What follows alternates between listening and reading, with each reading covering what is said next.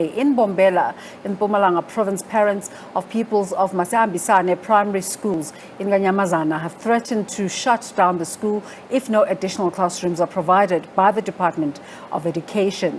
Masihambisane is one of the 22 schools which have been affected by heavy rains in the province. For this live update, we cross live now to reporter Nonhlanhla Jele at the Portia Shabangu Secondary School.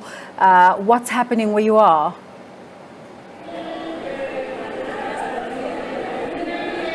Desiree, to you and to our viewers at home. Indeed, we are at the Portia Shabangu Secondary School. As you can see behind me, this is one of the schools where parents earlier during the week threatened to close the school for various reasons, including infrastructure.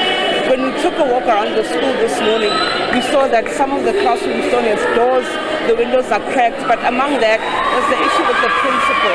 Many of the parents in this school had issues with the parents accusing him, obviously, of mismanaging funds, of things going lost, of robberies that are happening in the school. And as you have mentioned in the introduction, Masihambisane Primary School is one of the schools that we are expecting that parents are also going to shut it down, because they threatened earlier this week that they're going to shut it down. However, that did not happen.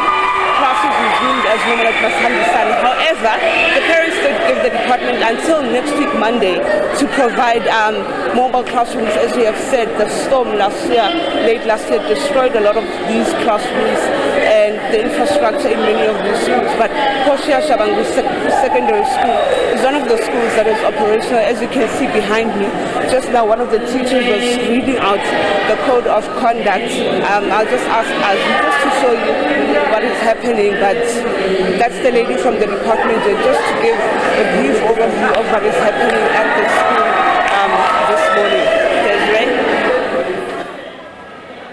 Nonhlanhla, it's a bit difficult to hear you with the noise in the background, but just in terms of COVID-19 protocols, what's your sense as you look around at the school?